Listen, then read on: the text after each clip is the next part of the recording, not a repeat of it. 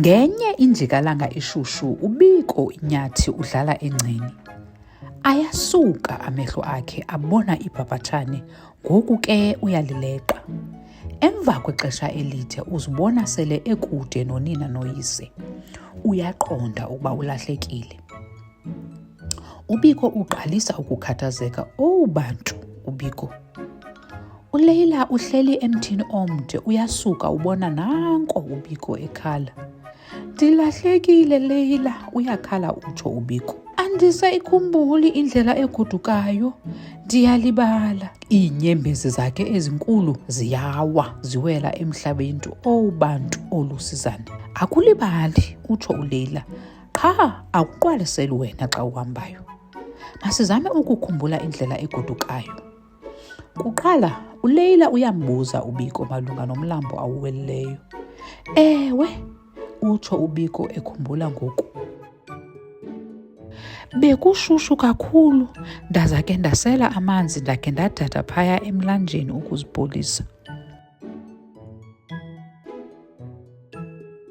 Bayahamba bobabini ke ngoku ukubuyela emva. Bayawufumana umlambo lowo. Akukho mithi ingaqhelekanga ukhe wadlula kuyo? Uyabuza uLeila.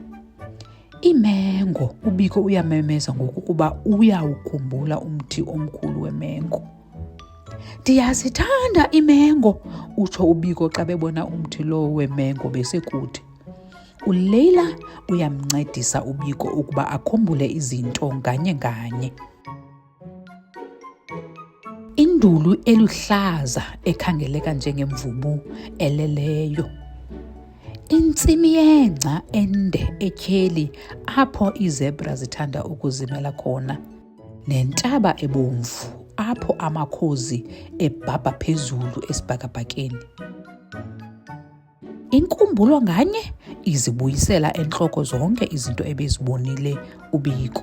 Ngoku ke xa ilanga lisiya kutshona uBiko uphakamisa amehlo, ubona unina noyise uyatsiba enovuyo. Enkosi Leila, undincedisile ukuba ndikhumbule indlela ebuyela ekhaya, utsho. Ngale mini uBiko ufunda isifundo esixabisekileyo. Ukuze ungalibali, qala uziqhelise ukuqwalasela xa uhambayo.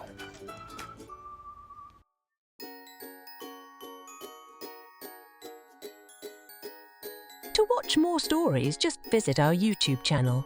All stories are in the present, past and future tenses, also available in various languages.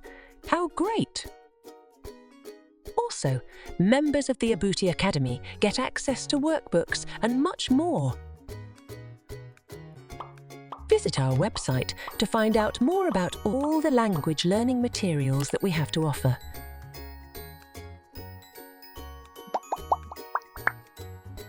www.abutisyllabus.com